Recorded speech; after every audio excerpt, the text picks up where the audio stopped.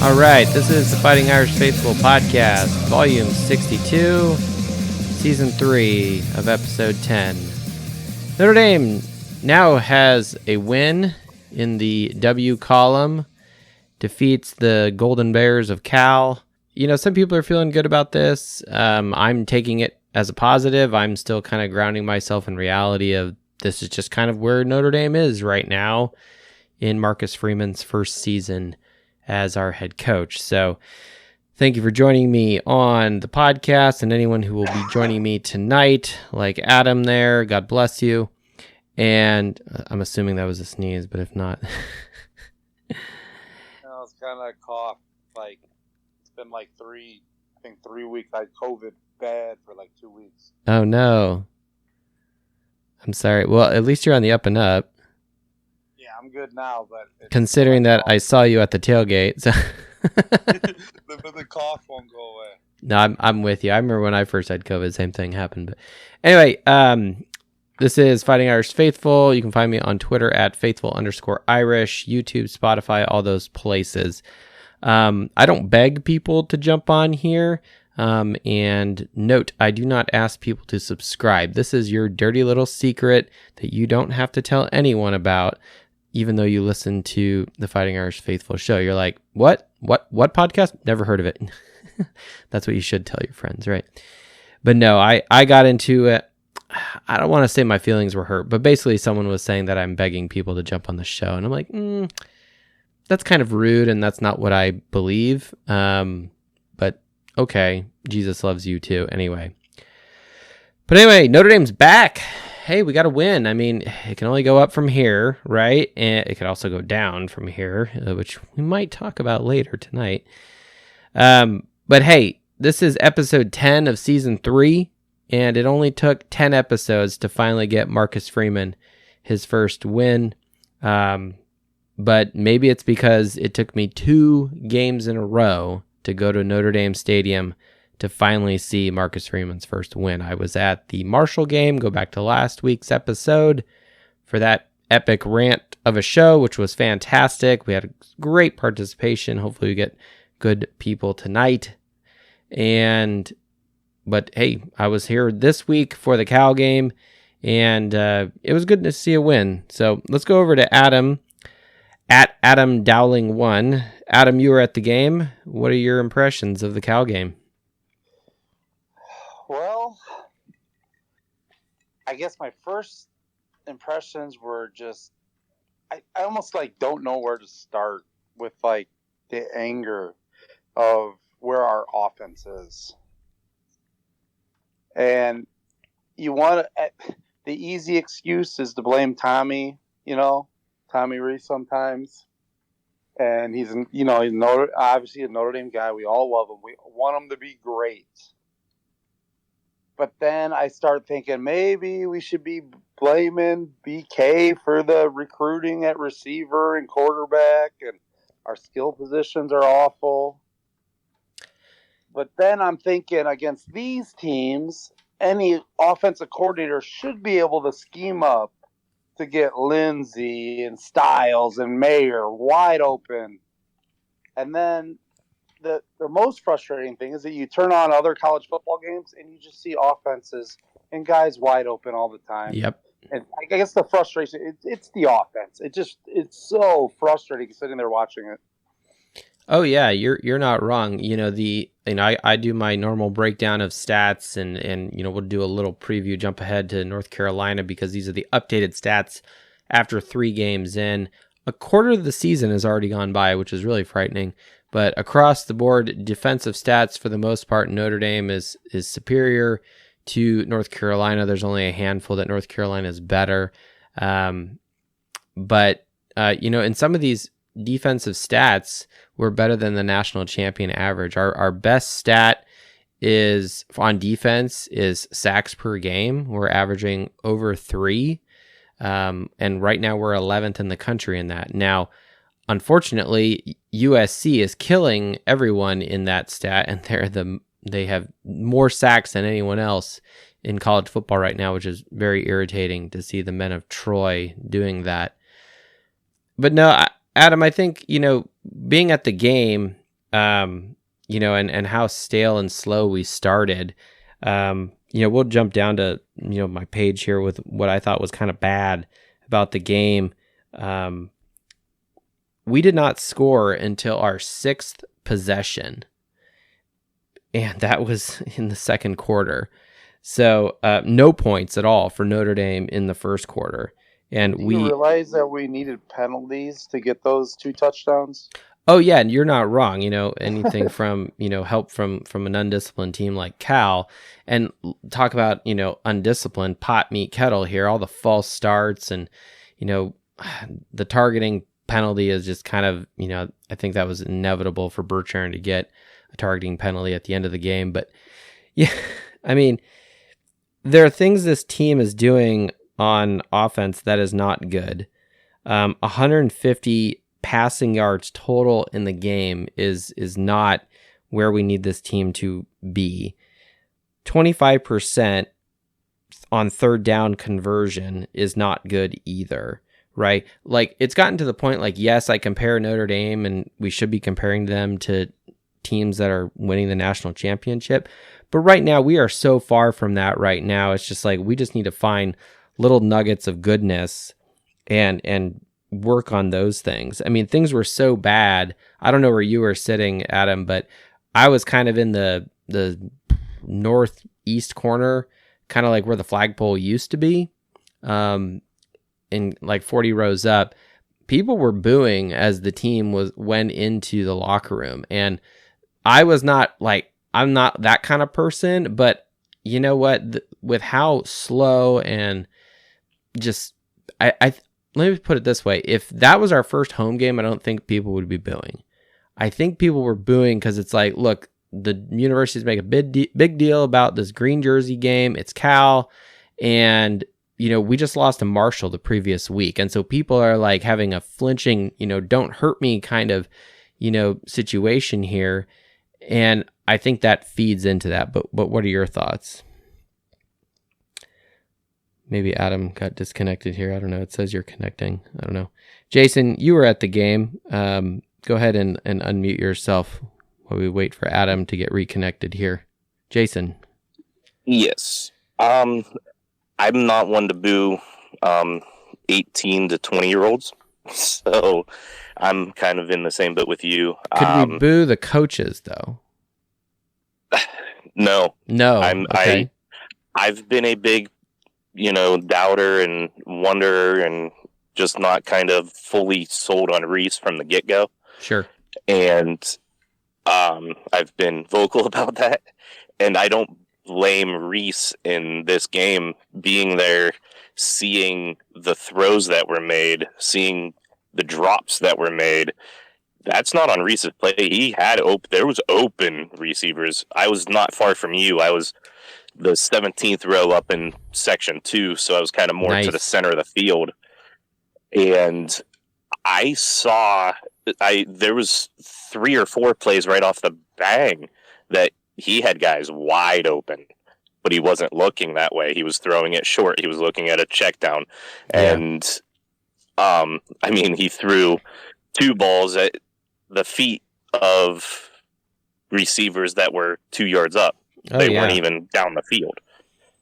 Yeah. That's not Reese's fault. And I don't think so either. Wide open players.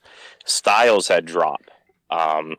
Lindsey still has drops. Yeah, he had a drop early in the game. And I remember just seeing that and just like, good grief, And I charted plays, this kind of goes into the Reese yelling thing, which totally blew up on social media. If you haven't seen that, it's wake up, beautiful. Okay? But Reese is on the phone yelling at his players. Now, take that for what it is. Sometimes, like, in general, that's not my style, again. However, sometimes you need someone to yell at you in football and just to kind of wake you up out of their funk, okay? And here's why. First off, I don't like that they have a camera on Reese anyway. Like, yeah, like that to me, that just seems so awkward. It's like, it's right in his face. He's trying to do his job and there's constantly a camera right in his face. And it's like, good grief. What is this? A reality TV show? Apparently. But that happened at like 7:50 in the first quarter. Well, 7:50 left. And that was our third 3-and-out in a row. And we actually had 4 3-and-outs in a row going into this game. And in that time, we had 7 passing plays. Now, one of them was a sack, but that's clearly because he was trying to pass and he got sacked, right? We had 7 passing plays and 2 running plays. 78% of all of those plays were passes for a total of 13 yards. So yeah, I'm not surprised that Reese is pissed because he's, like you just said, Jason, you've got guys that are wide open in space. They're not being seen. You know, he's not taking command of the offense. And you know what happens after that? Reese flips the play calling. He calls it, he completely flips from pass to run in this game. And I actually put that as a positive because we ended up with 64% run percentage versus passing. It's our highest running total of 147 yards so far this season compared to the other 2 games. So I'm happy with that in the sense that Reese is at least recognizing that there's a problem and maybe it's his quarterback. And, you know, I'm the one who was saying that maybe this is why Buckner is a good option, but that's kind of moot at this point. But that's what happens in this game. You know, a decent offensive coordinator recognizes when your quarterback and your plays are struggling, and you flip the script to either A, calm them down, or like, look, we have to move the ball. We need to try something new. And that's what happens, at least in the second half. Agree. Reese made the changes he needed to make. Tyree had the most touches out of everybody, which is the complete opposite of what it was before. Right. Well, and we were, I think you said in the last show, Jason, you know, where was Tyree? I think, because I went back and listened to last week's show. I do that for critiquing myself to ensure you guys get a good podcast, not because I do like listening to it, but at the same time, it is about critiquing, like, okay, how can I make this better? But you had made some comment about, like, you know, whose dog did he beat and why is he now, you know, like in the doghouse per se and not playing. And it's really nice to see him come back and, you know, generate lots and lots of yards. And he had more out there that was just missed. Yeah. But, I mean, he did the screens, a little more screens. He did the estimate up the middle with Tyree on the outside and kind of mixed it up with that. And the 2-back set, it was, I mean, there was more positive on the offense than meets the eye when it comes to play calling. Yep. But there wasn't the execution. They had their chances. A couple of the penalties that ruined drives, a couple of them wouldn't have even happened if Ryan threw the ball to the right person. Absolutely. So Tyree finishes with 108 yards, 5 receptions, and 17 carries. So, and one receiving touchdown. What was it? Estime had 18 carries? He had 18 carries and 3 receptions. So, yes, Tyree held the ball the most, other than the center. So, yeah, and I think my biggest thing coming out of that is, and I know it got called back for the penalty, but no turnovers yet in 3 games. Yeah, I have that on my bad column here. We still do not have turnovers. Now, in theory, we maybe would have had at least one if the game had ended a different way. We'll save that for towards the end of the show. But yeah, no turnovers still generated by this defense that don't get overturned. So we're getting better. We're getting closer. I don't know. We'll save that question and that analysis for Kevin, who's waiting on hold. But yeah, Jason, any other thoughts before we jump back over to Adam so he can finish his 2 cents? My only other 2 is I kind of just want to know the back and the behind the scenes thing with Merriweather not playing. That dude looked giant compared to everybody else. Like crazy giant. During warm-ups and everything, and I just kind of want to know why he only goes out there on a couple running plays and that's about it. Yeah, and honestly, I think I don't see us seeing Merriweather unless we're blowing a team out. And unfortunately, right now that doesn't look very probable right now with how close these games are and just how stale the offense is, unless the defense starts blowing up and Wisconsining the opponent to death, which, okay, maybe they can do that against UNC, but UNC isn't that bad with turnovers. So, right. I mean, they're -1 on the year right now. They're better than Notre Dame. Notre Dame is a -4 turnover margin for the season.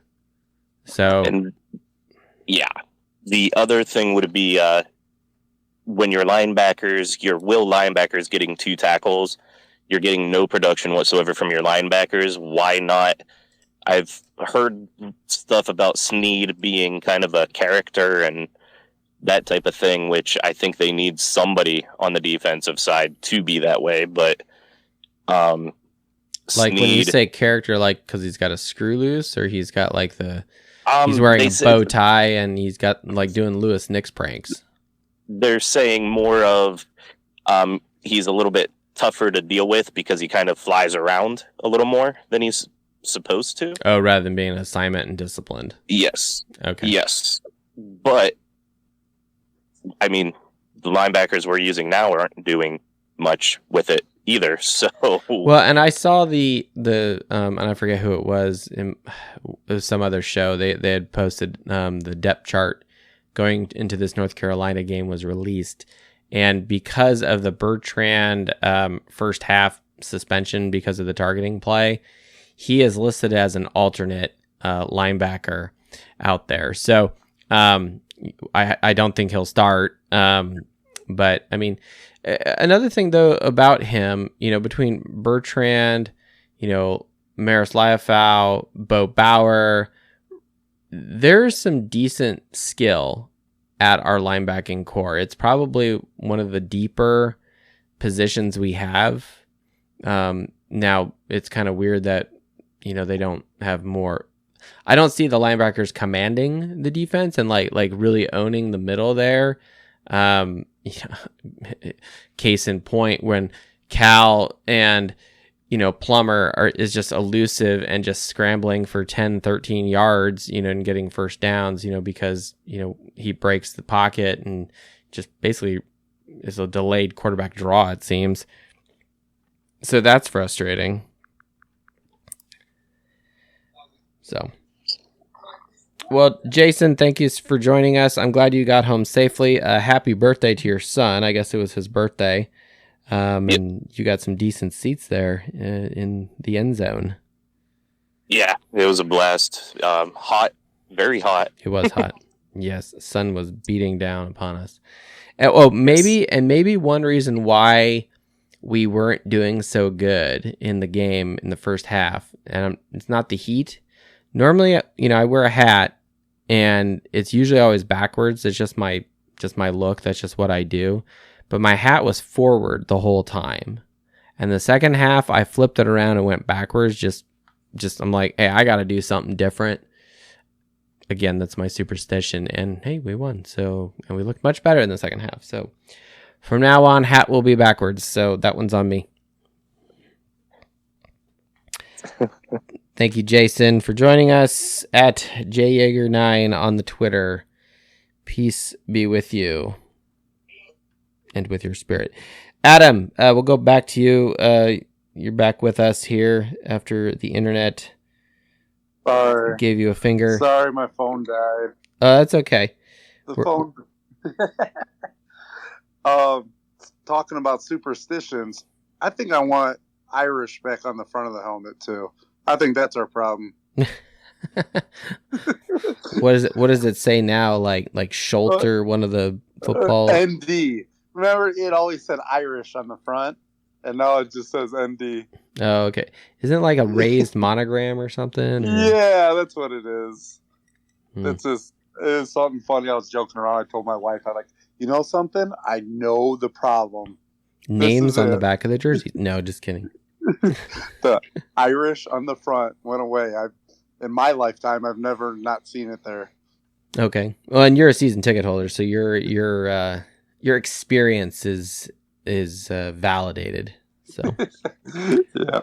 No, but I think Jason kind of hit all the points that I was gonna hit on with Merriweather, especially too. You know, you telling me you can't run that guy down the field once a game and throw him a jump ball? Agreed. And the younger linebackers, I mean, I know a lot of those linebackers are captains and stuff, but gosh, you think, I don't know. We just have way more talent than the teams we're playing, and it just almost like doesn't show. It's really surprising, and that's a great point you bring up. And I brought this up in the Marshall game, where clearly, you know, we outclassed them from a talent standpoint, 12.3 to 86, and Cal was not much, you know, worse per se. They were 42 on average the last 4 years. You know, this week against North Carolina, their 4-year average is 17.3, and really they're closer to Notre Dame because, you know, 4 years ago they had a 30, but their last 3 years are 14, 14, and 11 last year. So, you know, they're getting better and they're moving up just like Notre Dame is. So, you know, good for North Carolina as a program. But yeah, you're 100% right with the talent disparity. There's no reason why it should be as close as it is, or we're losing at halftime, things of that nature. I wanted to talk about the stadium experience, and Adam, I was curious about your viewpoint of this. Now, okay, green jerseys, do you like them or not? Well, I'm kind of old. There's something about, I like those ones. I like the ones we wore today, but I'm kind of old school. I mean, you could tell me if I'm crazy or not, but I was always taught that the green jerseys were only meant for the biggest games, and they were supposed to be a surprise. Right. And that kind of tradition has gone away. Yeah, and like it was only supposed to be a surprise for the biggest games. When they go back in the locker room, you put USC 05. Right. I think it's the last time we did that. Yes. Yeah, and like, you know, the team came out in 05 with, I mean, granted, it was kind of this hunter green, you know, from, you know, 1990s Eddie Bauer's catalog kind of green. Take that for what it is. It's supposed to bring like an energy to the stadium and the team that they know if that green jersey was hanging there, this is huge. Yeah, exactly. Like, I have no problem with the green jersey, and I mean, and I tend to wear green anyway when I go to games or you know, watch games at home. What I didn't like about the jerseys, no, not the names. I'm actually okay with that. I'm kind of indifferent to that. But if I had to pick, I would say yes. And I've argued with 5 Foot Nothing Pod about this, but he's not on, so hey, he doesn't get a say. What I didn't like about them was the blue on the numbers. Why? Just make it white with like gold piping around it, because then it's like we've got like 3 primary colors: the gold helmet, which we should never change, the bright green, which is fine, but then it's like this bright blue in the middle of the numbers, and it's like, gosh, just make it white, just call it good. Like, man. Yeah, I've heard people, they're complaining about the Vegas jerseys kind of that way too. Where Under Armour's got the blue numbers, people don't like. Ah, jeez. Yeah, and yeah, I mean that's you know, what is that, like 3 weeks away? So yeah, we'll discuss more fashion, I'm sure, when we get closer to it. I mean, I think I like it. I don't mind the green, but I would rather him save them for the biggest games. Like if they would have came out like for if we Clemson somehow, or something, or yeah, like that's what I feel like the Kelly, and like, even though, you know, Weiss wasn't good, he kind of understood what the green jersey was for. Can you do it on an away game? I don't think so, because you're supposed to wear white. Right? Are you supposed to wear white? Is that a rule? I think the home team chooses what they want to wear. So, well, like if it's a different primary color, you know, like say you go to USC, right? You know, they're red, right? And then Well, green is like the complete opposite. It'll look like Christmas out there. I don't know. I think you have to wear right. There's rules with some stuff. Like Okay, we LSU take a wears 5-yard penalty. Fine, it's well worth it. No. LSU wears white at home, so you could, you know what I mean? Like Oh, something see, like there you that. go. There you go. All right. But All right, enough about fashion. Let's talk more X's and O's football. Well, first, before we move on, the Twitter shout out goes to you, Adam. You were the only one that stopped by. Granted, I got there kind of late, got stuck in traffic. We got out an hour later than we wanted to, up to the stadium, and it's a long 3-hour drive. So finally got up there, but you stopped by. I really appreciate that. At Adam_Dowling1. Did I get that right? yeah. Yes, you are the Twitter shout out for the week. Yeah, you got to leave a little earlier. I only live about a little over an hour, and we leave at like 7:30 in the morning. Yeah, I wanted to leave at 7 to be there around 10:30, and that that did not happen. I do think the stadium experience is getting better. I mean, granted, I haven't been there consistently, but I mean the Jumbotron is sick, and I kind of like the music they're playing. We let in with some Dropkick. They play 2 Dropkick songs to start the game, which is cool. The Our Father in the locker room, that's fine. Here Come the Irish, Kathy Richardson, that's fine. I think in general it's good. I do have a question, and I think we'll throw this to and then Kevin just dropped off, but I think we'll add this to our next person here. But before we jump into that, Adam, anything else you wanted to say? No, I think we're covering it all. We just got to get this. We got to get this offense respectable.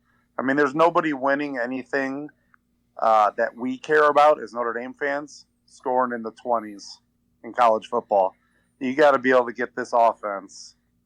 And if Reese ain't the guy, Freeman might have to make a hard decision. But this offense has to score a lot more points, and that's kind of bottom line. Nick Saban kind of made the switch, where he was more of a pro style defense.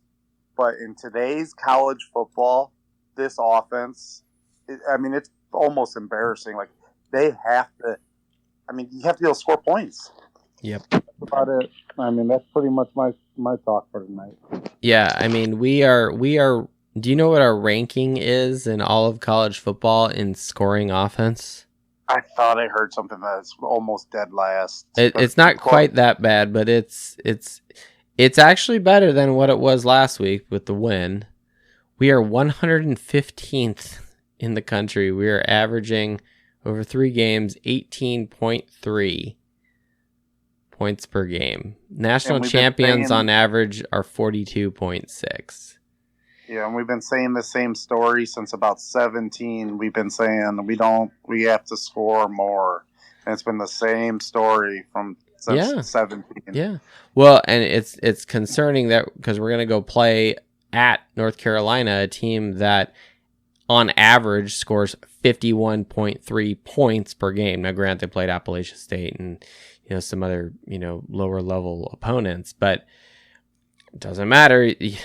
We played a quote unquote 2 lower level opponents, Cal, and okay, they're a Power 5 team from the Pac-12. I just feel like our defense gets Marshall, tired too.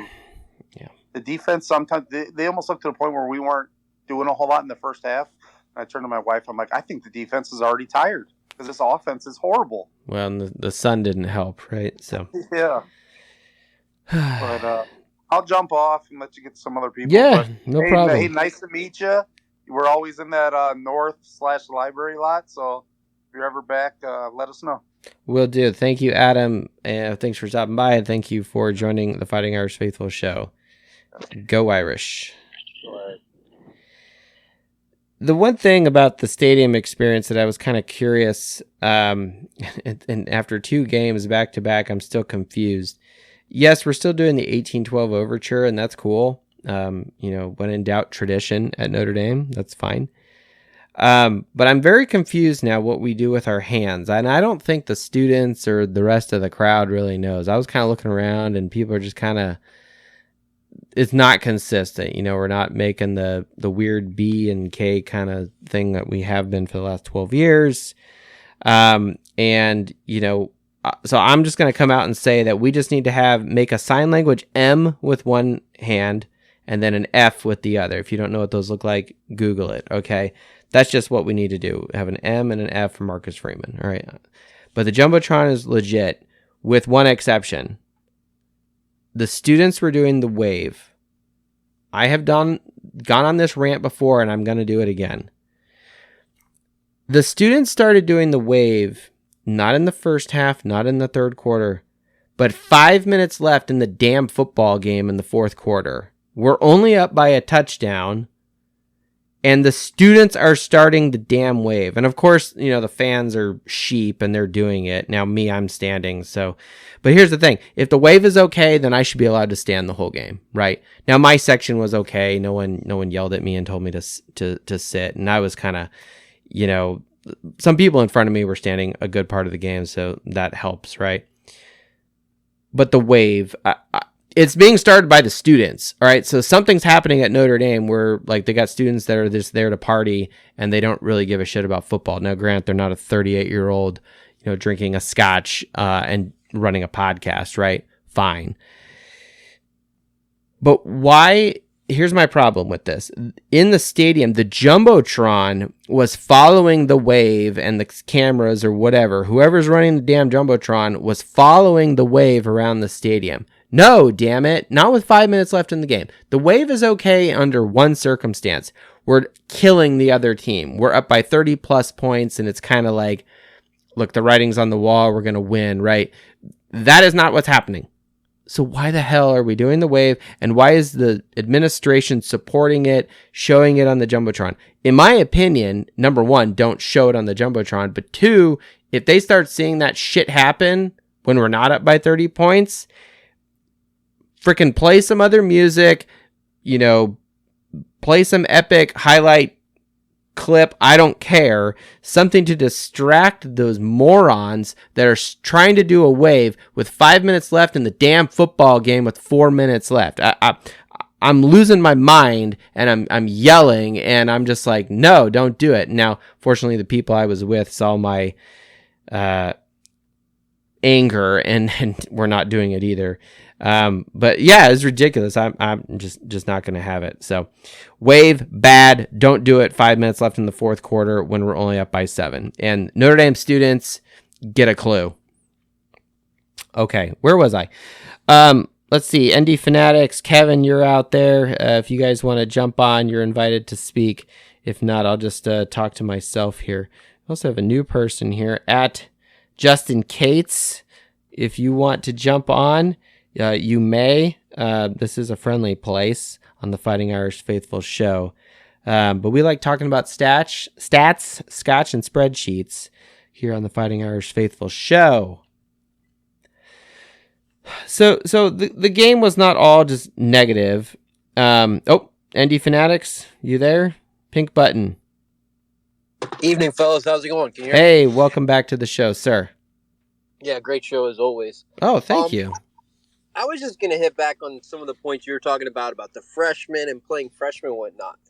Correct me if I'm wrong. The only time Brian Kelly took a transfer quarterback was last season in Jack Cohn, correct? Yep. Correct? And, not to get too much into the weeds here, but, many of the times that Brian Kelly, when he lost the majority of his offensive production, 50% or more, like this team, the 2021 team into the 2022 season, we lost 50% offensive production. I think we're bottom 3 with Ohio State and Alabama. And granted, we don't reload like them. That's just the reality right now. Well, and Kelly usually would lose 3 to 4 or 5 games the next season when he had to replace quarterback, start a new quarterback. And, we talked last time I was on the show with you. I'm not out on Marcus Freeman. This is what has happened with Kelly every time he's had to go to a new quarterback. Freeman's had to go now 2 into that hole into another quarterback. And Kelly, unfortunately, didn't recruit the quarterback position well. And like you touched upon a little bit, I'm not going to point fingers at any coordinators right now. But if the offense is lagging so much behind to the point that it's ranked where it is, and you are not utilizing freshmen when upperclassmen are just not cutting it right now, there's an issue. And someone came back with me on a post I had today, another Notre Dame fan, and saying, well, Saban and Smart, they go slow with freshmen too. Kirby Smart's got 5 freshman wide receivers on his depth chart. Now, granted, it is Georgia, but he's got 5 freshmen. And if we've already lost the game now to Marshall... Yeah, we had 1 freshman wide receiver, and he hasn't really seen significant playing time. And just, the goal is to win a national championship. I'm sorry, it's a little bloated at this point, but I'll just make a final point. That is, hey, we're Notre Dame fans. That's the standard, right? We're independent. Right. We have nothing to play for, really, other than a national championship and nothing else, right? Maybe a big bowl game, but that's a pipe dream this season right now. It really is. Absolutely. So you've lost to Marshall, who just lost to Ball State. Even if you would go undefeated from here on out, which is unlikely at this point, playing Clemson and BYU the way we've performed, why are we not seeing what we have versus, we're just going to try and, play these close games with the senior and the junior? No, let's start evaluating talent. Let's evaluate talent. I mean, and at some point, obviously we're not at practice, unless, these younger guys are just so all over the place and volatile that they can't be trusted with the system. Now, I think there's a fine line between, letting it loose, cutting loose, and letting talent take over with maybe these younger, slightly under-disciplined guys. But at some point, I feel like you need to create an environment that allows their freedom and flexibility and their skills to shine, but within a limited context, right? I mean, it's not like, we have, like Steve Angeli's not a 5-star quarterback, right? And we don't want someone like Everett Golson out there just throwing pick after pick and just holding the ball like it's a loaf of bread, right? Now, Golson had been on the scout team for a year or two before 2012. But even in that year, Reese, when he came in, was like the closer and kind of contained him per se. And then of course he has his academic thing, and then in 2014 it's like, yay, we had the prodigal son has returned, and and we were looking fantastic for quite some time, and then that Arizona State game happens and it was gone from there. With these younger guys, and I'm glad you brought up Saban, because one thing he has proved time and time again is having this stable now of quarterbacks. You had Jalen Hurts, and then he gets replaced by Tua Tagovailoa. He's there for a while, and then Mac Jones shows up out of the blue. It's like, who the hell is this guy? And he has a phenomenal, career. It's the year they win the title. Okay, and then now you've got Bryce Young, who's a fantastic talent, a Heisman Trophy, their first Heisman Trophy, which is crazy given how good Alabama has been. And so it's like, and I'm sure they've got someone else great. And so I kind of think the difference maybe is Saban and his staff and his style. And I'm not trying to give praise to Nick Saban, even though it sounds like I'm trying to do that. I'm just observing what's happening. He has the ability to convince these guys, don't transfer. Stay in this program. Like think of it another way. I'm not saying Phil Jerkovic is great, but if we had somehow been able to convince him to not leave, he would have been the starting quarterback probably last year. We wouldn't have had Jack Cohn, right? So Phil would have had more playing time, with the departure of Ian Book. No, he left, and then it sounds like Kelly had some other shady shit going on, so this is the part of the show where we do Brian Kelly bashing for not being able to sustain and maintain quarterbacks. But, ND Fanatics, I think you're onto something here, where it's like you have to stock the system, and you have to convince these guys and develop them over time. and it's kind of crazy now with this transfer portal and some of these other things that, I heard a rumor that like Styles was going to transfer. Like, okay, like that ain't good. So, and if that happens, I'm sure it's just a rumor. But if that kind of shit happens, that's not good. But can you blame him? How many yards did he have this game? Well, exactly to your point, and I mean, I don't know if you said it. I don't want to put words in your mouth. I mean, not necessarily a personal fan of his, but he gets it right every once in a while. Brian Driscoll, he said this today. He said, I make my case for why Tobias Merriweather, Eli Raridan, Holden Stays, and Kane Barron need to be put in the offensive rotation now, not just for a few snaps a game. Drew Pine being at QB makes this an immediate need. I mean, this is a guy that's a beat reporter. He's there all the time. He's seeing it more than I do. To be honest, he has practice access, right? So he sees things that we don't see, right? Exactly. I mean, like I think Andrew said earlier, you got a 6'4" receiver with blazing speed. You can't send him on 2 deep routes a game and try and make something happen? Come on, guys. It's not complicated. Well, and I haven't seen... I mean, we saw Buckner chuck a few deep ones to Lindsey in the Marshall game prior to his injury. I haven't seen Pine throw a deep ball yet. And, I was at the spring game. I didn't see one there either. So I don't know if this is a situation where, like Ian Book wasn't really a threat downfield, on a 40+ yard pass. Do we have the same problem with Pine? I don't know, because we've never seen it. And I can only assume we haven't seen it because either A, the coaching staff is not comfortable with it, or B, he just can't physically do it. Again, I don't know, but what other options am I left to explore if we're not seeing it, right? Unless Reese listens to my show and just hears RTDB, tweets and shit, and he wants to run the ball 64% of the time for the rest of the year, which is my preference, and I personally would be okay with. But again, that's just me, and that's not what's happening in college football. And look, if we were running the ball really well and dominating time of possession and holding the line in the trenches and could run between the tackles, why would we pass? That's kind of suspect right now, but yeah. And I mean, again, on the freshman versus upperclassman note, last year Joe Alt was a freshman. He didn't get to play till week 6, I think, against Virginia Tech, and that was due to injuries. And he turns out to be an All-American.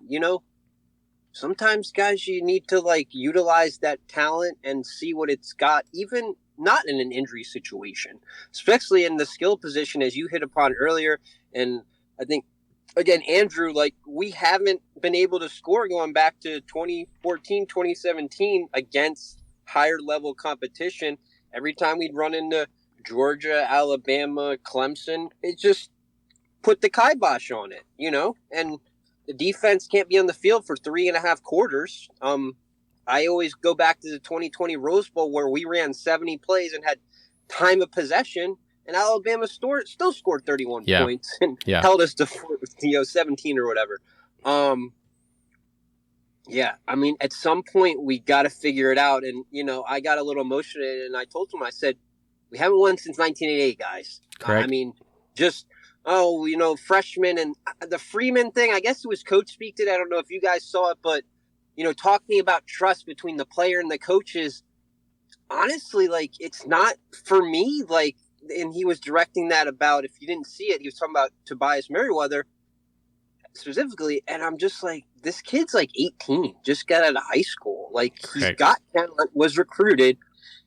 You need to show him that he can trust you, not the other way around. You guys are the leaders, and that kind of rubbed me the wrong way, and that's how I'm taking it.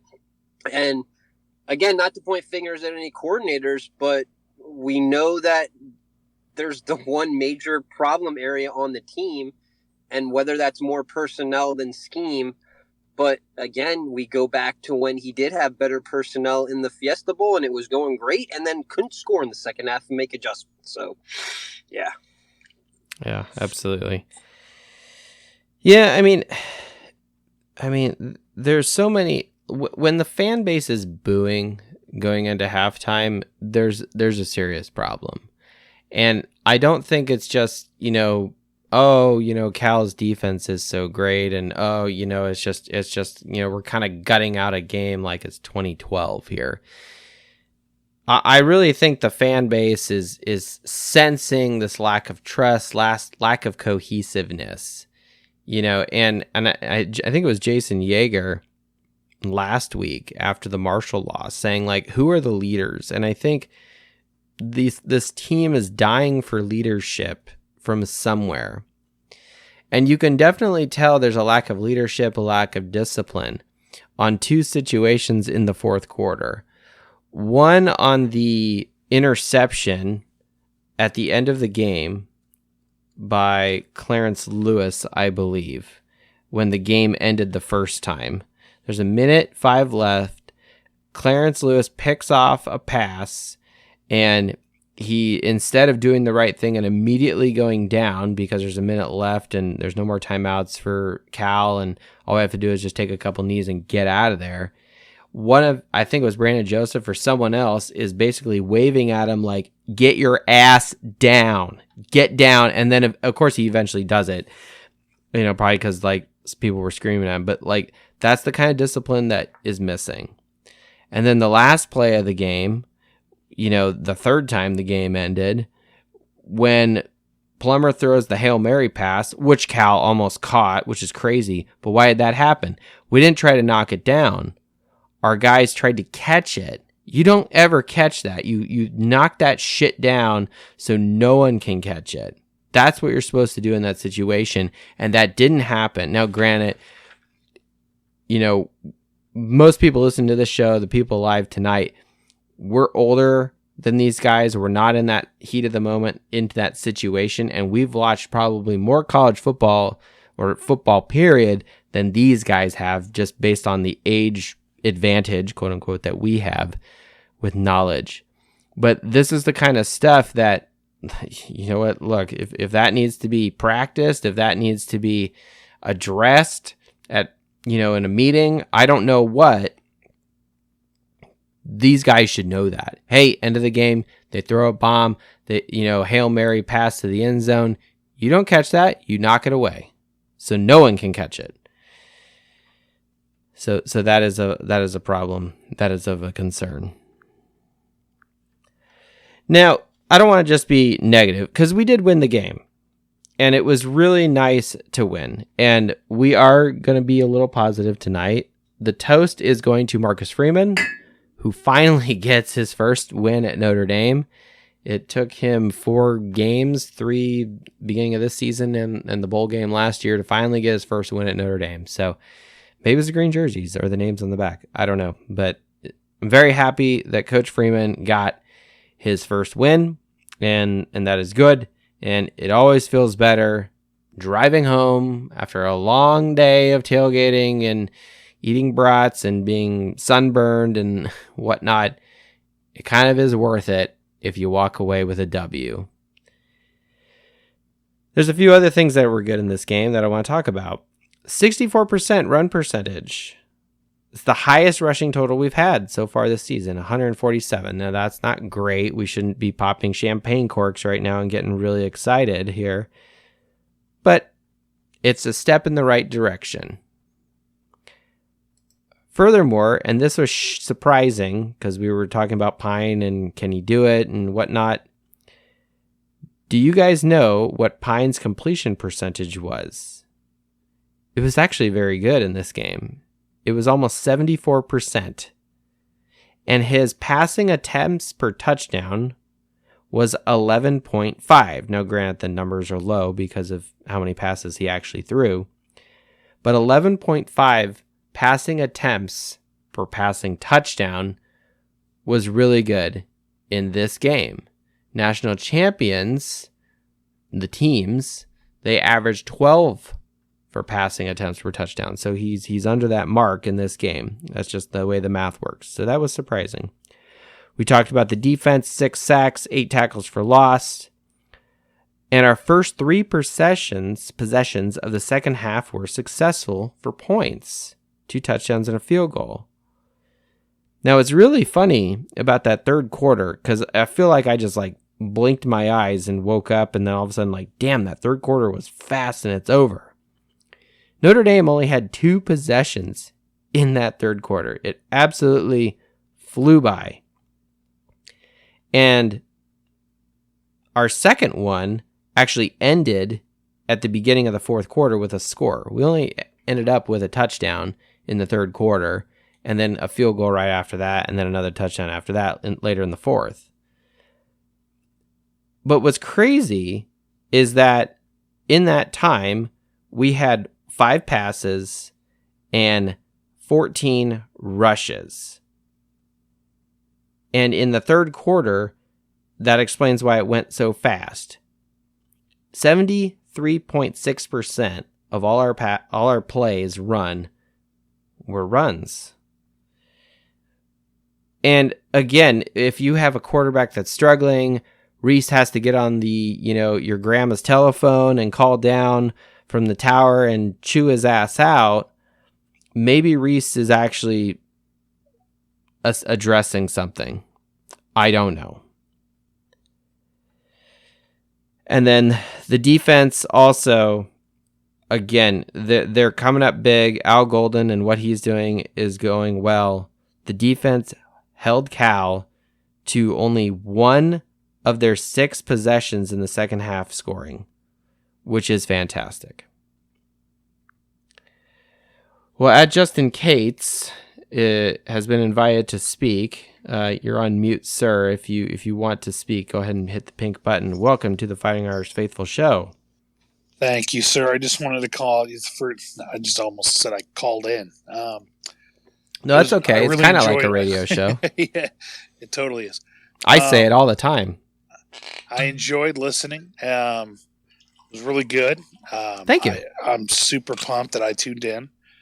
ND Fanatic and I go way back. Not really, just like a couple months. But, I just wanted to add a couple things. And, I don't know a ton about this. I did play football at Arizona State a long time ago. A couple things, I just thought that you were saying that, and I don't want to be negative again, but the thing that Notre Dame always has had problems of, we have to stack top 5 classes.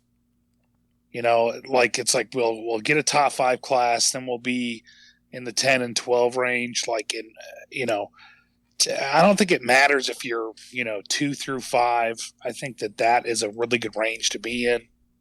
And if you can hit 2 and 3 classes in a row, that's really good. And that's sort of where you're going to build the depth, especially if you can stack 2 or 3 quarterbacks in a row. And to be completely 100% honest, I have not been a Tommy Rees fan ever. Not when he was a player. I think he's always had deficiencies.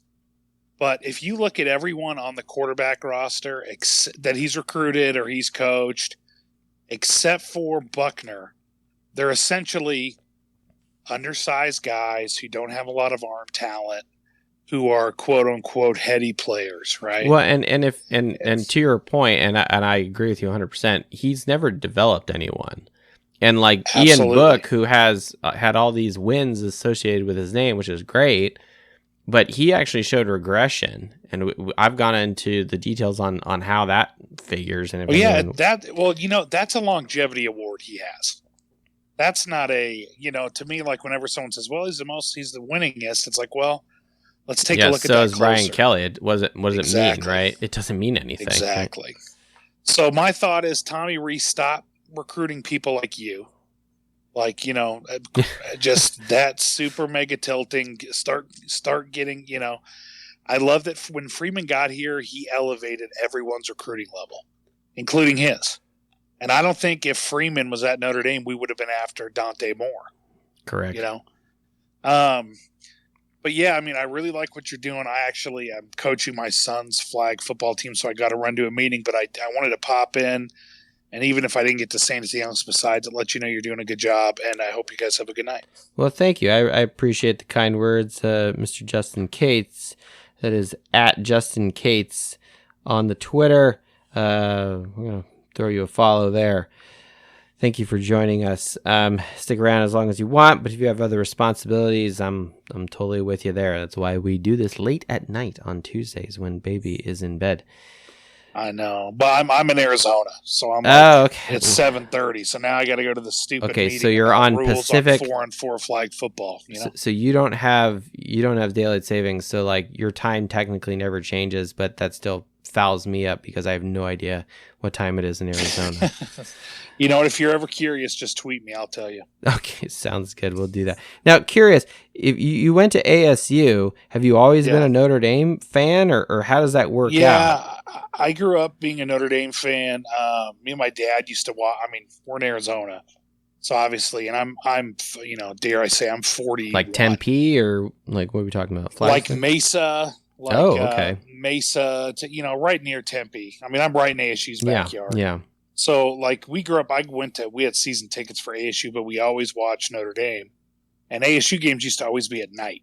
Yes. So, otherwise, like, you'll have skin cancer by game 4. Yeah, yeah. Well, and I told some people earlier on another space. They were asking about how hot, and I said, well, here's the thing: inside of the bowl, down on field level, if it's 90, it's probably 130 on the field, maybe 120. It's no joke. No.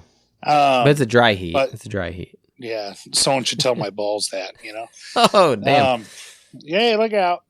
So I grew up watching Notre Dame. So our family went to a lot of ASU games, but we always watched Notre Dame. And then I walked on the football team at ASU a couple years after I graduated high school. Okay. So that's how that worked. Excellent. We actually played Notre Dame when I was at ASU, and I almost considered I would give me the playbooks. I'll send them to Tyron Willingham. Not a big deal. Let's get this thing.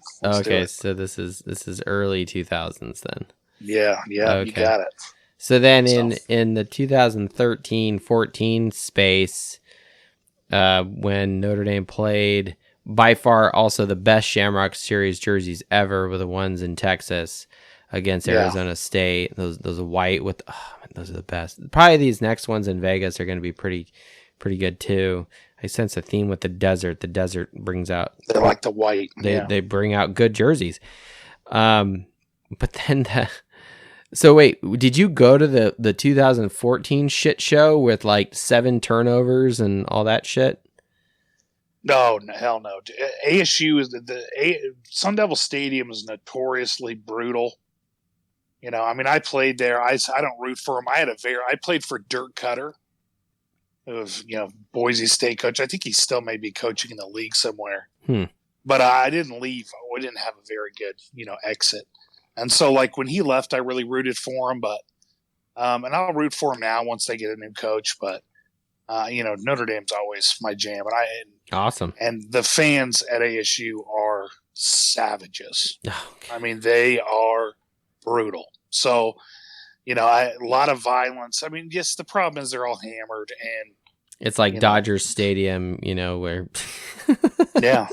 And I'm from LA and a Dodger fan. I'm kind of like, well, maybe Yeah, it's like Dodger Stadium, less gang affiliation, but more 19-year-olds trying to prove something. Okay. So, interesting. Yeah. Well, thank you for joining us. What do you think of this UNC game? And then we'll let you get to your other things, and we'll try to jump over to Kevin here. You know what? I think they'll probably win. They're going to have to figure something else out as far as offensively. I hope the offensive line this is a very old analogy.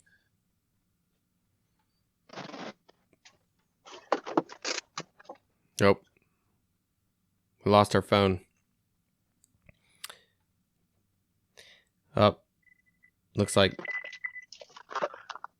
you there, Justin? Here's something.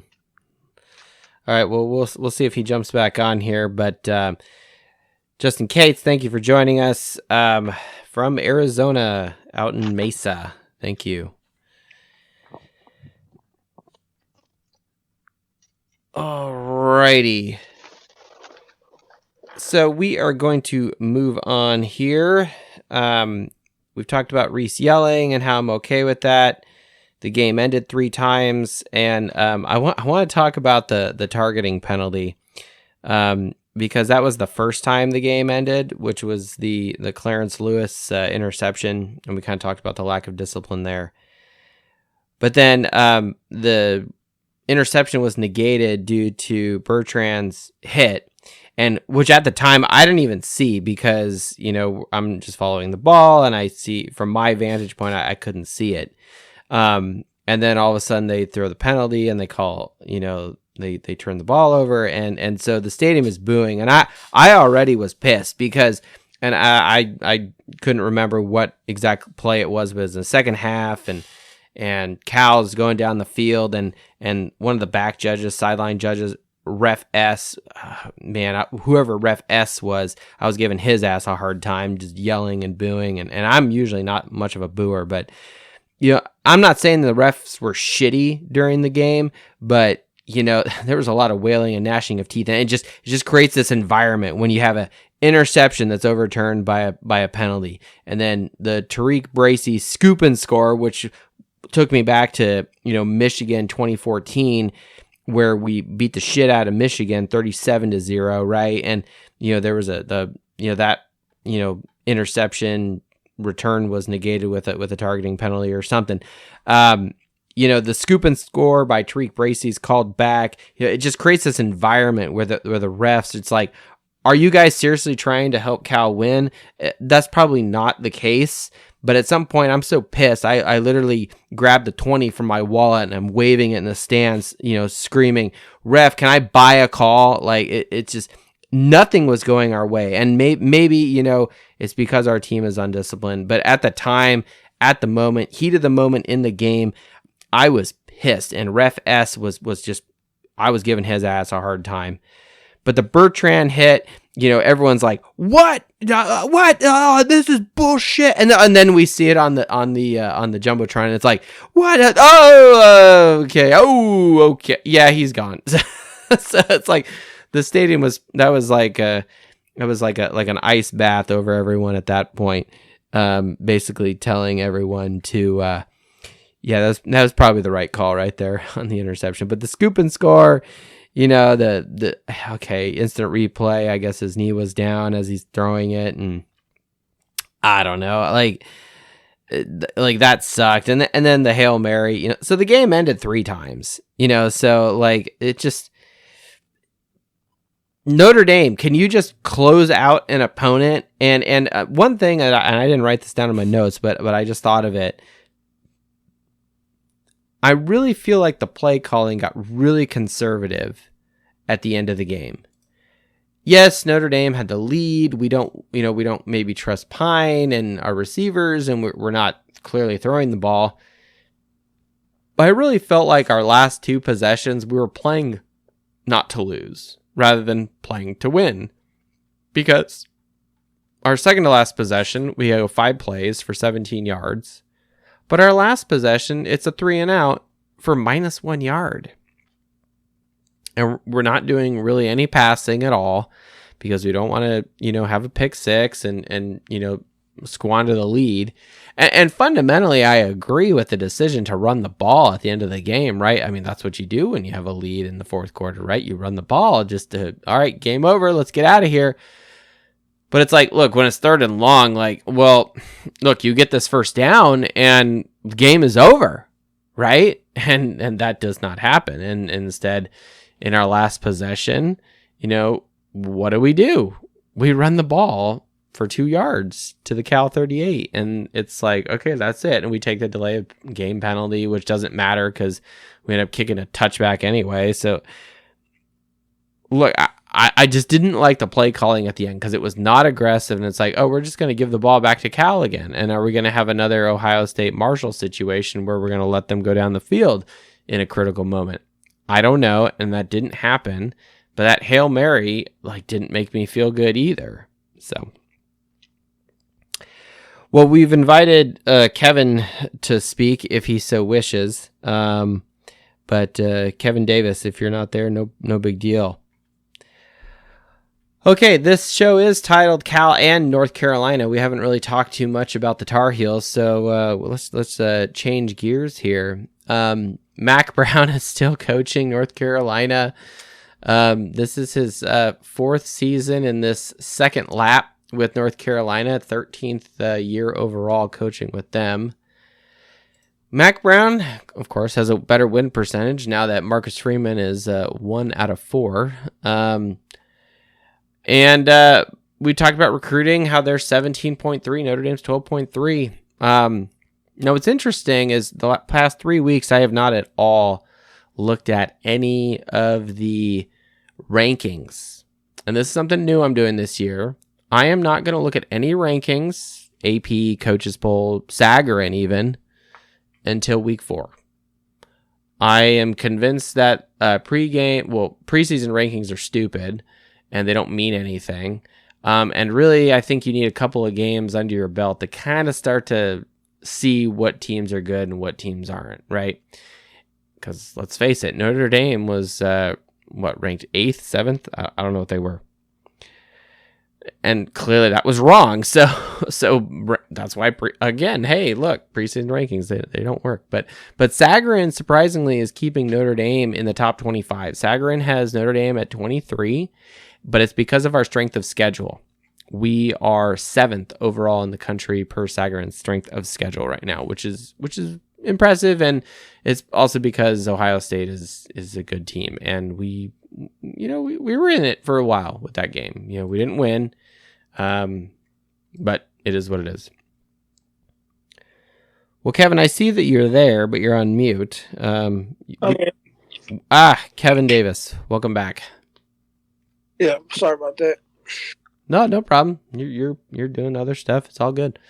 We invite anyone and everyone to join us. If you wish to join us, awesome. If not, I sent a text to my brother, Red Snapper. He's working and doing other important shit. So Yeah. He also started a new job, so respect to him for that. I just got a couple opinions about the last game, actually, the UNC game also. For those people who think that who always, or let me not say always, who think coaching is the problem. I feel like they didn't have that issue last year when these same coaches were in these positions. So all of a sudden now the coaches are a problem. If you truly watch the game for what it is, yeah, the coaches probably can be better in some areas. But I think this lies a lot more on the athletes than it does the coaches. I think it's a lot heavier on the athletes here. And like for instance, Pine and also Buckner when he was in, the problem with them at quarterback is they are very slow at their reading their progressions. Agreed. Like they're slow at it. Like it's like unnaturally slow how they do it. And if that's the case, yeah, the coaching staff got to come and say, okay, we're going to condense the playbook a little bit and run shorter routes maybe, or not too many passing routes, just some maybe 2-man routes, 3-man routes, maybe to make it easier on them. But they're so slow at their reading progression. And talk about the target penalty. I won't say I was happy about it, but I'm a little bit excited about it because that was the first time all year that I've seen any physicalness truly from the linebacker group. I don't know, but I feel like the team lacks a little bit of grit, right? Sure. We saw a little bit from Fauski and a little bit from Justin Amendola. We saw them. They turned that grit on. They had that grit about them towards the end of the game. The linebacker core really, they need to find that. They need to find that grit, that grittiness, that linebacker. I played linebacker my entire life, and coaching, and it's the best linebackers have something about them. They have that grit, that switch that flicks on in their brain to where they turn into like this beast of a player, like, and they just can be physical and they move around, and there's one thing about if we talked about a lot about our team has a lot of talent, right? Talent is great, right? But talent means nothing if you don't put it into practice, into the games, right? So I feel like we have the talent is there, but when they step out on the field, it lacks. It's It's not being projected on the field. So it's just kind of weird how that's happening. I don't know if that's the coaching or just the kids in general are like getting too comfortable with the process. But I feel like this game towards the end, I mean, we saw the third quarter and towards very far in the end of the game, we saw both offense and defense come alive a little bit, right? We saw what Sure. it could be. What it could be. I If they bring agree. They look like a into- completely different team in the second half. Exactly. If they can bring that second half team and be that for the rest of the year and find a little bit more to add to it each game, I think we can see Notre Dame at the potential or at the level where we all thought they would be at. It's there. It's feel like it's having to be pulled out. Like it's being like it has to be forced out instead of them just saying, okay, we're going to give it.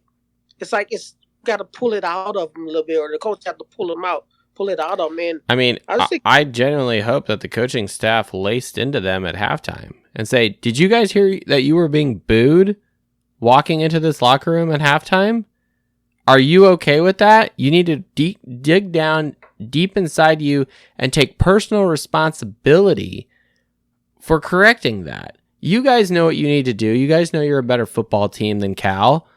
Why are you not executing? Why are you not communicating with each other?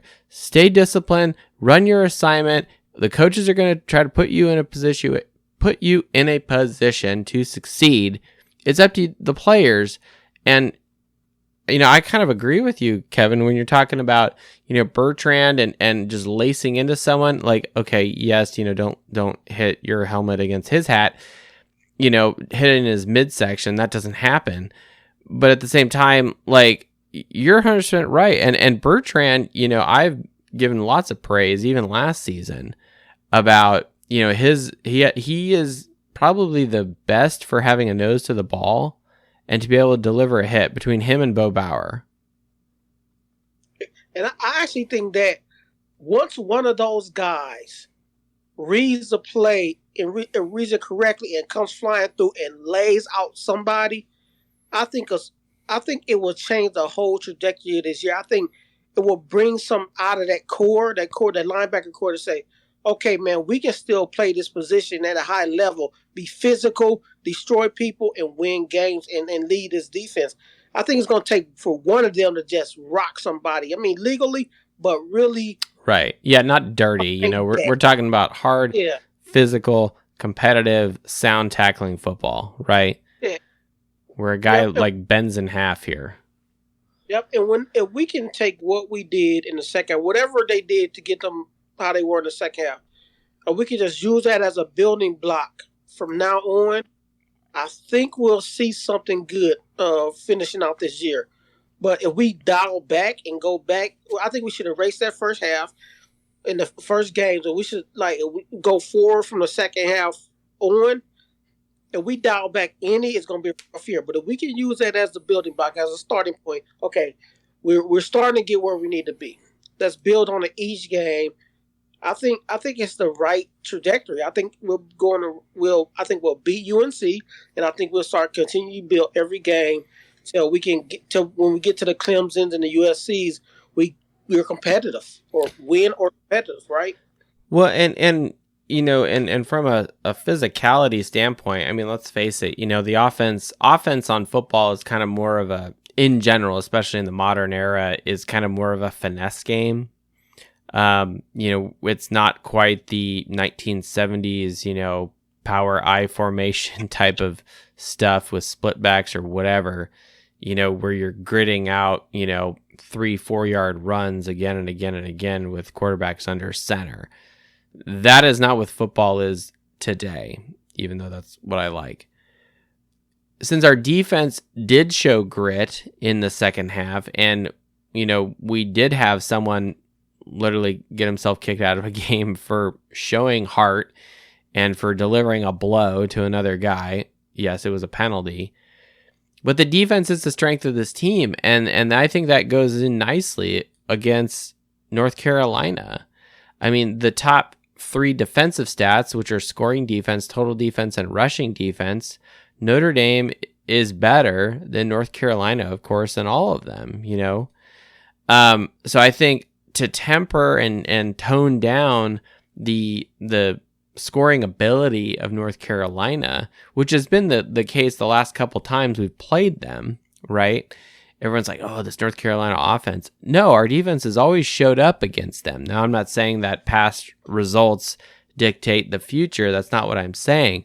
But on paper, when we average our opponents to 21 points, and that's less than half of what North Carolina is producing, that's a good thing, especially since our strength of schedule is significantly better than theirs. They are the 146th strength of schedule right now, despite their record. Okay. So, and they're 3-0, right? So like, wow, like who have they played, So hooray for our side, but the defense is the way to go. We have our best defensive stat is sacks. Now what's surprising is our third down defense is actually tied with North Carolina. That's kind of an interesting jewel of all of this. But our passing defense is better than the national champion average right now. And we played Ohio State with CJ Stroud, right? Granted, Marshall doesn't really run the ball or doesn't pass at all, really. But again, the numbers are what they are. We're averaging teams 184 yards. And right now, on offense, on passing yards, which isn't the most important stat, but North Carolina averages 310 yards per game right now. So if we can get that down to the low 200s, probably, I think Notre Dame's in a good chance. And these are I had a tweet a couple days ago while I was kind of putting the data together and getting in this kind of readable format for everybody. I think these are the positives that I think can help Notre Dame. And the best thing offensively that Notre Dame has going for them is our ability to score when we get in the red zone. We may be sputtering and slow, but every time we get a decent drive going and we get in the red zone, 100% of the time we have scored in the red zone. Fighting Irish faithful, every time we're in the red zone, we have scored. That is huge. That is huge. Because if we go back in the archives, that has not been the case for Notre Dame. Particularly a very popular year, 2012. We were not very good at all in scoring in the red zone. That year we were 73rd in 2012. We scored in the red zone 80% of the time. And red zone touchdowns was awful. We were 112th in the country at 48%. Well, I see Coach Parsegian, who's joined us. Coach, you have been invited to speak before I jump into maybe some of the scarier things about North Carolina that may raise some concerns here. So Coach Parsegian, or even Kevin, if you want to jump back on. Coach. Man, how's it going? Hey, welcome back to the show. We're having the Kirkland. This is the cheap Kirkland scotch that we're doing tonight. This is the one I was thinking of doing after the Marshall loss, but instead I tried to be more positive and do something fancy. But hey, this is like, punching a clock at work, so we went with the economy bottle. Kirkland, that's the Costco brand, isn't it? It is. Well, there's nothing wrong with that. And it's the best $20 that I've ever spent. Oh, absolutely. Costco's a great place to shop. Coach, what we talked about a lot about Cal, but you're kind of coming in late and bringing your wisdom. 2-time national champion at Coach Parsegian on Twitter. What are your thoughts of the Cal game, or if you just want to jump ahead to UNC? Cal's in the past. Who cares? We won. Take the ugly win and go.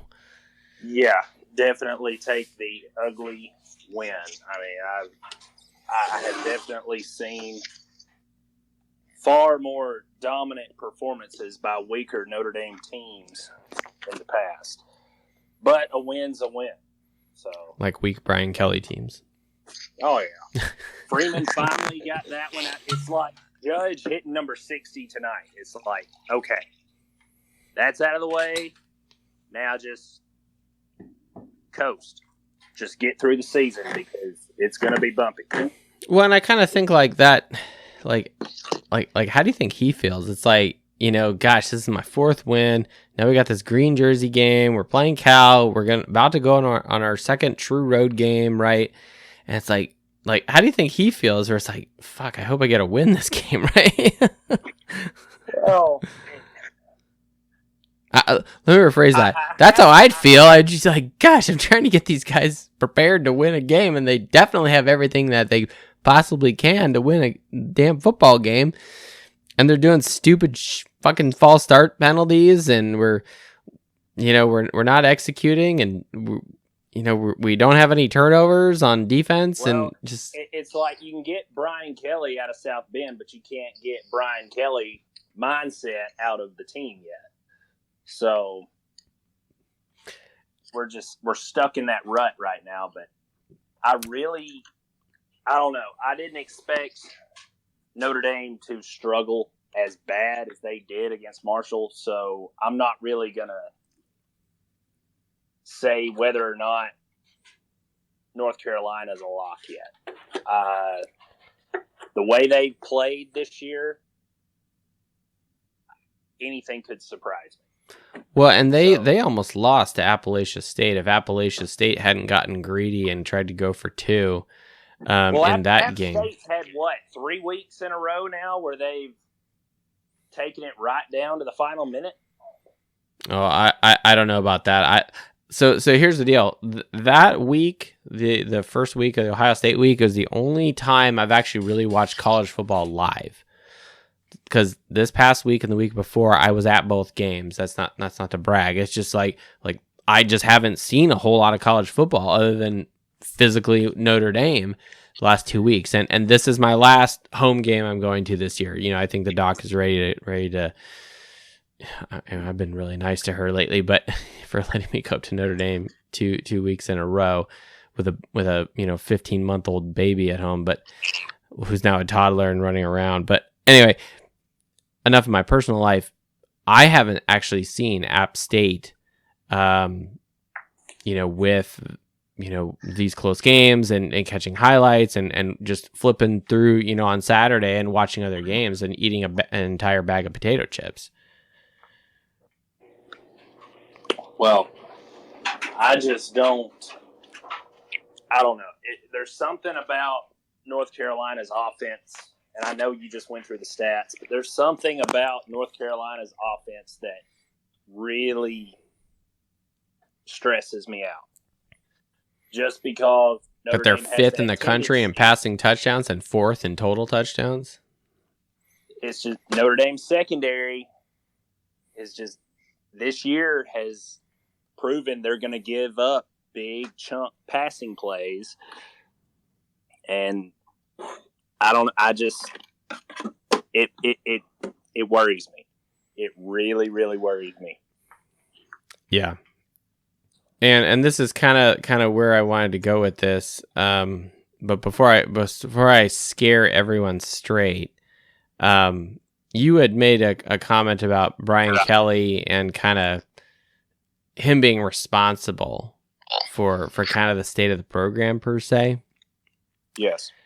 And I didn't say this last week on the Marshall game because there were so many other problems that we were talking about and that needed to be addressed.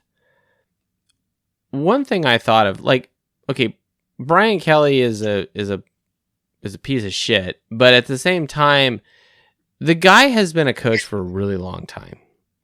And he's at his up years and his down years, and chances are he's aware of the status of his team going into the following year. And again, this is kind of more just me thinking outside the box. And this is not at all to give Brian Kelly an attaboy or throw him a bone or nothing, or justify his leaving under the circumstances in which he did.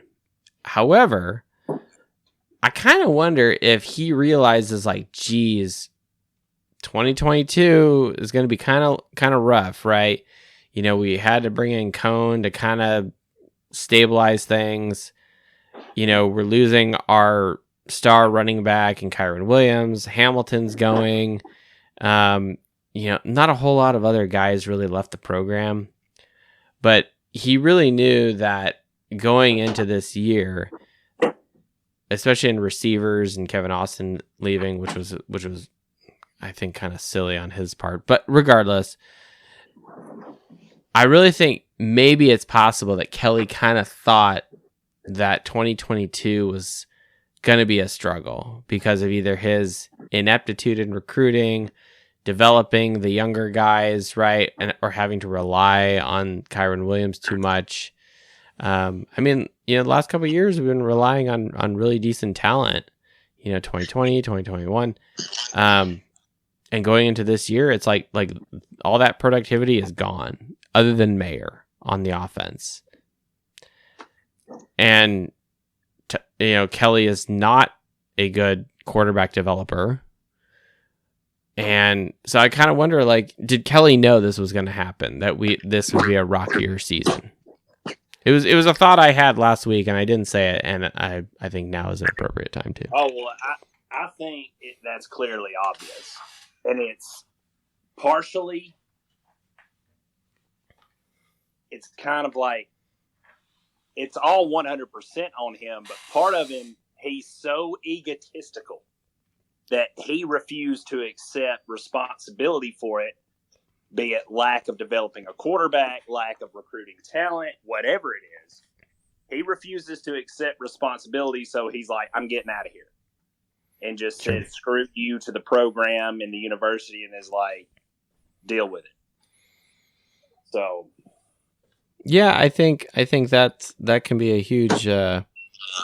huge problem, you know, and unfortunately, you know, for us, you know, I mean, I haven't said this before, but, you know, what I did say at the beginning of the season is Brian Kelly has left, and now we hired Marcus Freeman, who I think is, you know, going to get there, but it's going to take a while for him to get his sea legs. I'm not surprised, honestly, that this is where we're at. Like, holistically, like, do I think we should have lost to Marshall? No.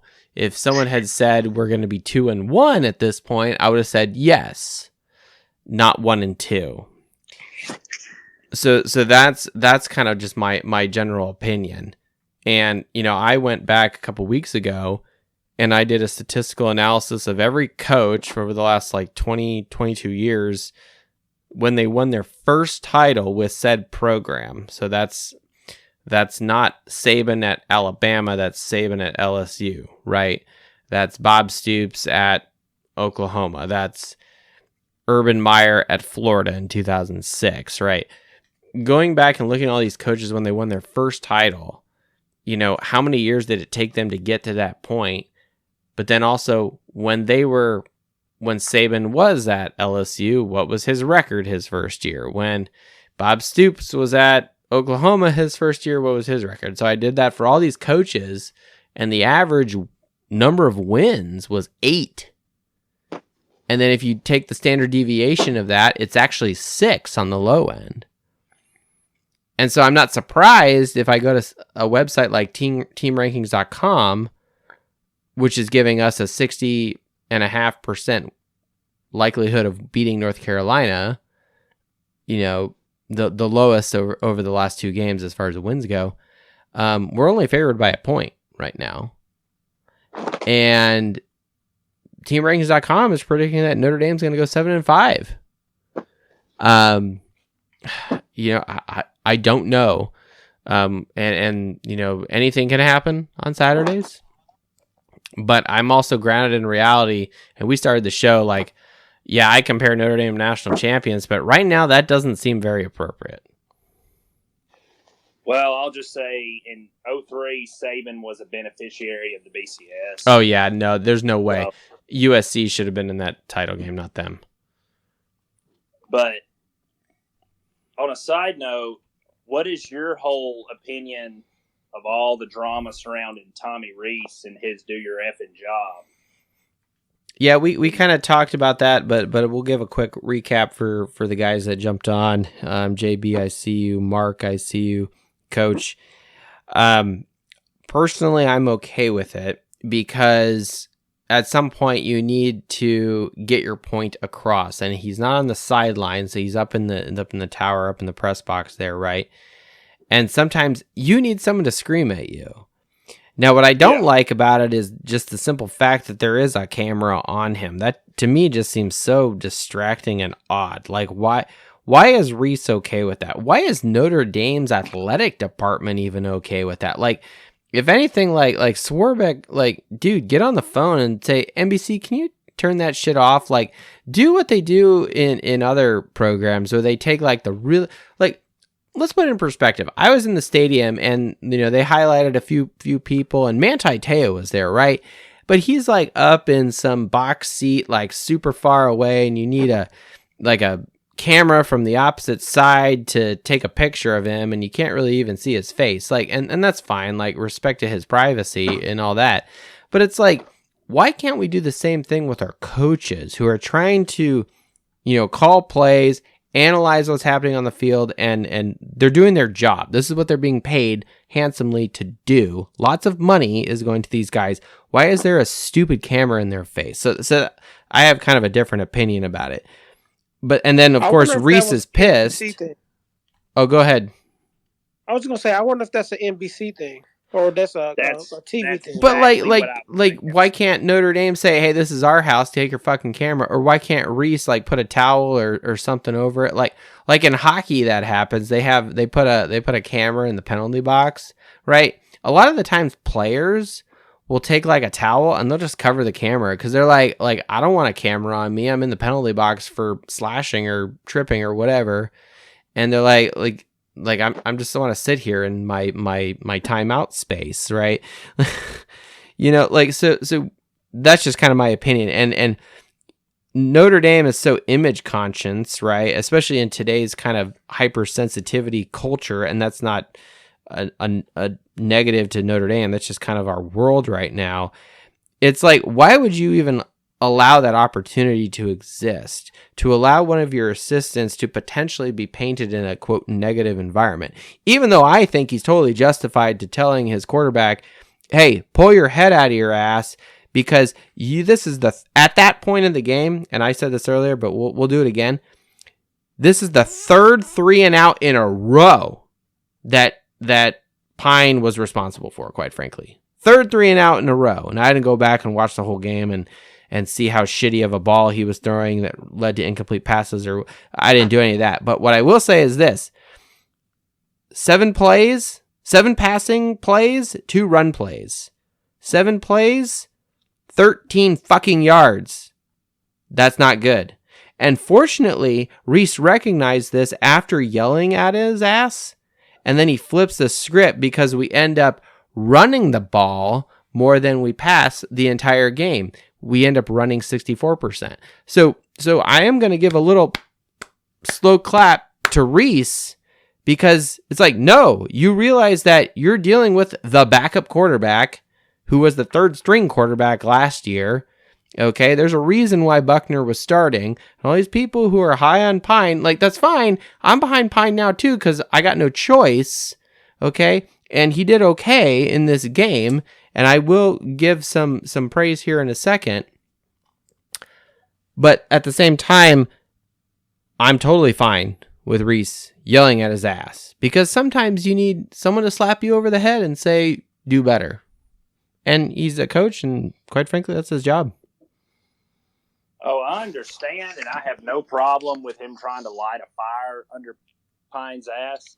My only thing about it is, who are you to yell at somebody for screwing up when something's not working? Because nothing you've tried to do this season has really worked. Well, and that's my point, right? And And that's something I was curious about because I saw so I didn't see that, right? So I was at the game, so I had no idea that event had happened, unlike people who had seen it on TV. I saw it because I saw something on Twitter and I was like, oh, what's this? And so then I went back and had to search for it, on the internet, and was like, oh shit. And then it was like, well, wait a second, what point of the game was that? And I wanted to understand more of the context. And so I charted some plays and I was like, okay, where were we at that point in the game? And that's how I got to the conclusion I did. And then I was like, well, okay, where did we end up? And it's like, well, yeah, we were trying to pass a shit ton. And you put all that responsibility on your quarterback. And so that's why I give Reese a slow clap, because it's like, you recognize that you fucked up and you got to change this around. So that's just kind of my 2 cents there. Okay. Coach, anything else? We've got Mark and JB here if they want to jump on. If not, well, we'll scare people some straightness here with UNC. All I've got left is we'll just have to wait and see what happens Saturday. I hope the secondary is ready. I'll be very honest with you. I'm very excited to actually watch this game on TV in the comfort of my couch and with a bottle of beer and some homemade nachos, right? That's kind of where I'm going, and I intend to make homemade hot sauce this week, so it'll be fun to have that. Okay, enough about that. I said this before, but I'll say it again for you guys who are live. Pine had some interesting stats that surprised me, and these two jumped off the page, despite the fact that he got his ass chewed out by Reese, and the fact that Notre Dame did run the ball 64% in this game. Pine's completion percentage was sniffing 74%. Grant, he didn't have too many attempts, but for the number of attempts he had, passing attempts, and the touchdown pass he had, he was 11.5 attempts per touchdown in this game. And that is better than the national champion average of 12. So that's just how the math works out. So if I can take something positive from this game in the passing game with Pine, it's going to be that. If he can do that again this week, we win. Guaranteed. Guaranteed. All right, JB, Mark, if you guys want to jump on, by all means, you're more than happy to. This is a friendly place. I know it sounds kind of intimidating because I just dropped a few F-bombs and I'm drinking a scotch here and I'm referencing not only physical paper, but Microsoft Excel. But if you just want to listen, that's cool too. Okay, UNC, we do need to talk about some things that are problematic for Notre Dame. They score a fuck ton of points. Okay, let's not sugarcoat this. They are 6th in scoring offense. The total, their scoring margin is 13.6. That's not crazy, but we're in the negatives right now, right? -3 for the season. Hence their losing record. We have total touchdowns, though. Man, I'm too close to the mic. Back up, man. People are being blasted out of their car. Total touchdowns. They are 4th in the country in total touchdowns. They're 5th in passing touchdowns. They're 6th in scoring offense, and they're number 5 in total offense. Furthermore, they're 7th in third down offense, and they're 5th in red zone touchdowns. All of those things I just mentioned are better than the national champion average. Should I continue? I will. And these are the 3 things that scare the shit out of me about North Carolina if none of those other things did. Because they have put up the numbers that show they have the ability to score points. Granted, their schedule is garbage right now, but it still shows, look, when you play a weaker opponent, this is what you're supposed to do. When you play an Appalachia State or a Marshall or something, you're supposed to score 50 fucking points, and we haven't done that. And they have. Passing attempts per touchdown, 8.9. The national champion average is 12. Rushing attempts per touchdown. They're not just one side. They're not just a passing team. Rushing attempts per touchdown, 13.2. National champion average is 16. And yards per point is the stat I always talk about and I always go to about the efficiency of one's offense. Yards per point, North Carolina, 10.7.